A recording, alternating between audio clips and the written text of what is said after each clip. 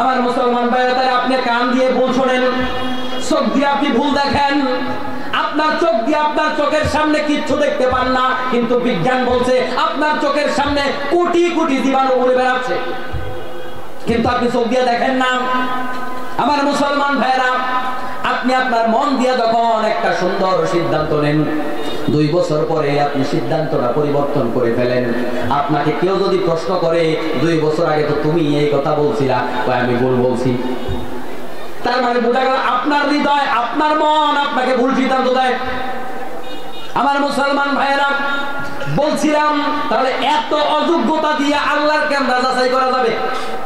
কথা বললাম, আপনার তো জ্ঞানী নাই, আপনার তো যোগ্যতাই নাই, আপনি আল্লাহর ক্যামেরা খুঁজে পাইবেন কেমনে? আমার সামনে যারা বসে আছেন, আপনাদের সবার হাতে এখন টাচ ফোন আছে না? ওই টাচ ফোনের যে স্ক্রিন, আপনি যে সুইচ টিপ দিচ্ছেন, ওখানে কোনো সুইচ কি আছে? আছে? সুইচ দেখা যায়? এই যে স্ক্রিনটার ভিতরে হাজারো হাজারো কেবল আছে, না হয় কাজ করে কেমনে?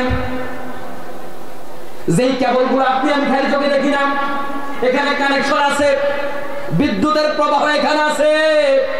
আপনার হাতের মোবাইলটা মানুষের তৈরি করা, ওই মানুষের তৈরি করা হাতের মোবাইলটার ভিতরে তারটা আপনার খালি চোখে দেখেন না, তাহলে আল্লাহ তাআলা কোন তার দিয়ে সেটআপ করেছে, কোন ক্যামেরা সেটআপ করেছে, মানুষের তৈরিটা যদি আপনি না দেখেন, আল্লাহর তৈরি ক্যামেরা দেখা সহজ না কঠিন? ওইটা আপনি দেখবেন না। তবে কোরআনুল কারীম এই যে তথ্যটা আমাদের কি দিল, মানুষের গর্দানের মধ্যে আল্লাহ ক্যামেরা দিয়েছে, এটা বুঝায় জ্ঞান বিজ্ঞান আমাদের জন্য সহজ করে দিয়েছে। আজ থেকে 50 বছর আগে এটা বোঝা কঠিন ছিল, কিভাবে একটা রেকর্ডার গোটা জীবনটাকে একসাথে রেকর্ড করে। যদি গোটা জীবনের সব ছবি একসাথে রেকর্ড করতে হয়, তাহলে কত কত টেরাবাইট হার্ড ডিস্ক দরকার, এটা আপনার আমার মাথায় তখন ঢোকা কঠিন ছিল। কিন্তু বন্ধুগণ, কারণ হলো আমরা তখন চিন্তা করেছি আমাদের হাতে আছে যে মেমোরি কার্ড, ওইটা হলো 1 GB, 2 GB, 3 GB। এখন এক একটা মানুষের মোবাইলের ভিতরে টেরাবাইট কি টেরাবাইট, গিগাবাইট কি গিগাবাইট মেমোরি আছে নাকি নাই?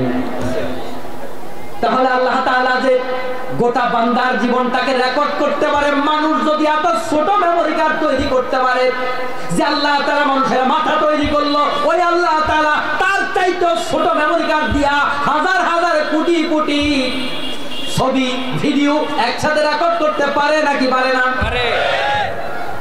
আমার মুসলমান ভাইরা, আজ থেকে 20 বছর 30 বছর আগে এটা বোঝা খুব কঠিন ছিল। বুঝলাম আল্লাহ তাআলা দিনে বানে রেকর্ড করে, কিন্তু রাতে আল্লাহ তাআলা কেমনে রেকর্ড করে এটা বোঝা খুব কঠিন ছিল। কিন্তু বিজ্ঞান আমাদের বোঝায় দিল খুব সহজে। আপনার ঘরে যে সিসি ক্যামেরা আছে, সিসি ক্যামেরা রাতে যেমন দেখা যায় দিনেও দেখা যায়, দিনে যেমন দেখা যায় রাতেও তেমন দেখা যায়। একটা সময় রাতে সাদা কালো দেখা যায়, তো এখন রাতেও ডিজিটাল 4 কালার আছে। তাহলে বোঝা গেল বান্দার তৈরি করা ক্যামেরা যদি এভাবে রেকর্ড করতে পারে, আল্লাহর তৈরি করা ক্যামেরা আরো কত শক্তিশালী হইতে পারে। আল্লাহ তাআলা এজন্য বলেছেন, বান্দা তোমাদের প্রত্যেকের গর্দানে মেমোরি কার্ড দিলাম। কিন্তু গর্দানে যে আল্লাহ তাআলা মেমোরি কার্ডটা দিল, একটা প্রশ্ন তো মাথায় জাগে, গর্দানে দিলেন কেন? আল্লাহ তাআলা হাতে দিতে পারতেন, পায়ে দিতে পারতেন, অন্যান্য জায়গায় দিতে পারতেন, কিন্তু গর্দানে দিলেন কেন? প্রশ্ন জাগে না? আমার মুসলমান ভাইয়েরা, খুব চমৎকার কথা বলেছে।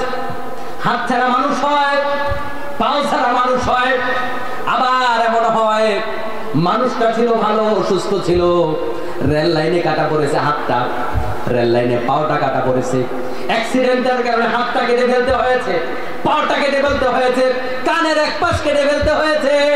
কিন্তু বন্ধুগণ, হাত ছাড়া, পাও ছাড়া, কান ছাড়া, নাকের মাথা ছাড়া এরকম মানুষ আছে, কিন্তু গর্দান ছাড়া মানুষ আছে। তাহলে আল্লাহ রাব্বুল আলামিন এমন জায়গায় ক্যামেরা ফিট করলো, বান্দার হাত কাটা গেলেও আল্লাহর ক্যামেরা যাবে না, বান্দার পাও কাটা গেলেও আল্লাহর ক্যামেরা যাবে না। যেদিন বান্দার গর্দান কেটে যাবে, সেদিন থেকে আর রেকর্ডিং করার কোনো দরকার লাগবে না। আমার মুসলমান ভাইরে, সব রেকর্ড আল্লাহ তাআলা একসাথে করে বলবেন, বান্দা এবার পড়, ইকরা কিতাবাকা, তোর নিজের কিতাবটা নিজে পড়, কাফা বিনাফসিকাল ইয়াওমা আলাইকা হাসিবা। বান্দা এবার আমলনামা হাতে নিয়ে বলবে, এত গুনাহ তো আমি করি নাই। অনেক বান্দা এমন থাকবে যার আমলনামা হাতে নিয়ে বলবে এত সওয়াব তো আমি করি নাই, কারণ আল্লাহ রাব্বুল আলামিন বান্দার প্রত্যেকটা ছোট ছোট সওয়াবকে এমন ভাবে বাড়াতে থাকে। আপনি যেমন সরকারি চাকরি করলে সরকারের কোষাগারে 2 লাখ টাকা জমা দিলে সরকার 30 বছর পরে ওইটারে 50 লাখ টাকা বানায় দেয়, ঠিক না? বান্দার আমলনামায় আল্লাহ রাব্বুল আলামিন এভাবে প্রত্যেকটা সওয়াবকে এভাবে বাড়াতে থাকবে, বাড়াতে থাকবে, বাড়াতে বাড়াতে এত বেশি হয়ে যাবে বান্দা অনেক সময় তার আমলনামা দেখে বিশ্বাসই করবে না। আবার বান্দা যখন চলতে ফিরতে, বান্দা যখন তার মুখটাকে জিকিরের মধ্যে ব্যবহার করেছে, মুখটাকে খারাপ কাজে ব্যবহার করে নাই, অশ্লীলতায় বেহায়াপনায় ব্যবহার করে নাই, মুখটাকে স্তব্ধ করে রেখে দেয় নাই, চাকরি করেছে তার মুখটাকে জিকিরের মধ্যে ব্যবহার করেছে, চলতি পথে চলতে ফিরতে গোটা জীবনটাকে মানবতার কল্যাণে কাজে লাগিয়েছে।